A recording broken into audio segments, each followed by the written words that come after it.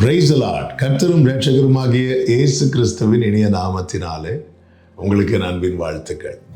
இந்த புதிய நாளை காண செய்த தேவனுக்கு ஸ்தோத்திரம் உண்டாவதாக. கர்த்தருடைய கிருபை உங்கள் அனைவரையும் சூழ்ந்து கொள்வதாக. அப்போஸ்தலர் 4வது அதிகாரம் 24வது வசனம். அவர்கள் அதை கேட்டு ஒருமனப்பட்டு தேவனை நோக்கி சத்தமிட்டு, கர்த்தாவே, நீர் வானத்தையும் பூமியையும் சமுத்திரத்தையும் அவைகளில் உள்ள யாவற்றையும் உண்டாக்கின தேவனாய் இருக்கிறீர். கர்த்தருடைய பரிசுத்த நாமம் மகிமைப்படுவதாக. இயேசுவின் நாமத்தை எவ்வளவும் சொல்லக்கூடாது என்று பேதுரு யோவானை மிகவும் பயமுறுத்தி விட்டுருவாங்க. இதை சீஷர்கள் நடுவில் இப்படியெல்லாம் செஞ்சாங்கன்னு சொல்லும்போது எல்லாரும் ஒருமனப்பட்டு ஆண்டவரை நோக்கி சத்தமிட்டு ஜெபிக்கிறாங்க. அப்படி ஜெபிக்கும்போது எப்படி ஆரம்பிக்கிறார்கள் என்றால், ஆண்டவரே, நீர் வானத்தையும் பூமியையும் சமுத்திரத்தையும் அவைகளில் உள்ள யாவையும் உண்டாக்கின கர்த்தர் என்று. அப்படின்னா என்ன அர்த்தம்?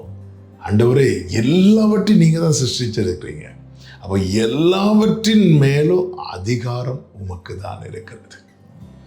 நீர் அறியாமலும் நீர் அனுமதிக்காமலும் எதுவுமே நடக்காது. இப்பொழுதும் தகப்பனே, இவங்க எங்களை பயமுறுத்தி இருக்கிறாங்க.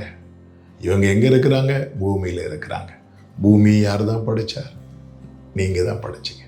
வானமண்டலத்தில் இருக்கிற பொல்லாத சேனையால் உங்களுக்கு பிரச்சனை இருக்குதா? வானத்தை யார் படைத்தார்? அவர் தான் படைத்தார். சமுத்திரத்தில் உள்ளவைகளால் உங்களுக்கு பிரச்சனை இருக்குதா? சமுத்திரத்தை யார் படைத்தார்? கர்த்தர் படைத்தார். சிருஷ்டிகரை நோக்கி ஜெபிக்கிறாங்க.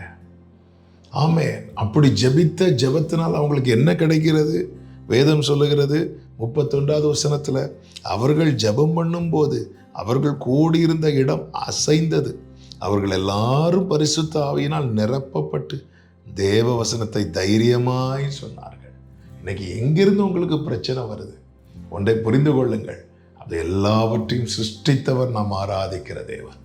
அவருக்கு எல்லாவற்றின் மேலும் அதிகாரம் இருக்கிறது. எல்லா அதிகாரங்களை உடையவர் நாம் ஆராதிக்கிற நம் ஆண்டவராகிய இயேசு கிறிஸ்து.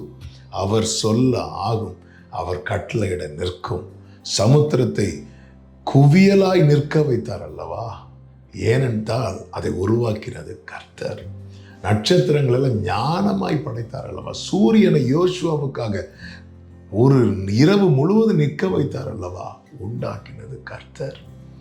பூமி எல்லாவற்றையும் பரப்பினது கர்த்தர். என கேட்கிற ஒவ்வொருவருக்கும் சொல்லுகிற செய்தி, எது உங்களை பயமுறுத்துகிறது? எது நிமித்தம் பயப்படுறீங்க? அதை எல்லாவற்றையும் ஆளுகை செய்கிற ஒருவர் பரலோகத்தில் இருக்கிறார். அவர் உங்களுக்காக யுத்தம் பண்ணுவார். இறையாதே அமைதலா இரு என்று சொன்னால் சமுத்திரம் அமைதலா இருக்கும். ஹல்லேலூயா. மோசே கிட்ட சொல்லுவார்ல, நீ வானத்தை நோக்கி கோலை நீட்டு, எகிப்து முழுவதும் இருள்.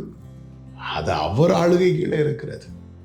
ஆமென். அவ்வளோ பெரிய தேவன் நமக்கு இருக்கிறார். எந்த காரியத்தை குறித்து பயப்படுறீங்க? யாவையும் சிருஷ்டித்த தேவனிடத்துல சொல்லுங்க. கர்த்தர் பார்த்து கொள்வார். கர்த்தர் நிச்சயம் நடத்துவார். ஆமென். எப்படி அப்போஸ்தலர்கள் பயம் நீங்கி தைரியமாய் பிரசங்கித்தார்கள், அப்படி என்னென்ன காரியத்தை குறித்து பயப்படுறீங்களோ அந்த பயத்தை அவர் போக்கி தைரியமாய் உங்களை செயல்பட வைப்பார். ஜெபிக்கலாமா? எங்கள் நல்ல தகப்பனே, இரக்கமுள்ள தேவன், யாவையும் சிருஷ்டித்தவர், எல்லாவற்றின் மேலும் நீரே ஆளுகை உடையவராய் இருக்கிறீர். ஆண்டவரே, அப்போஸ்தலர்கள் இதை முன்வைத்து, இந்த நம்பிக்கையை முன்வைத்து ஜெபித்து தைரியம் அடைந்தார்கள். நாங்களும் பலனடைய கிருபை செய்யும். இயேசுவின் நாமத்தில் பிதாவே, ஆமென்.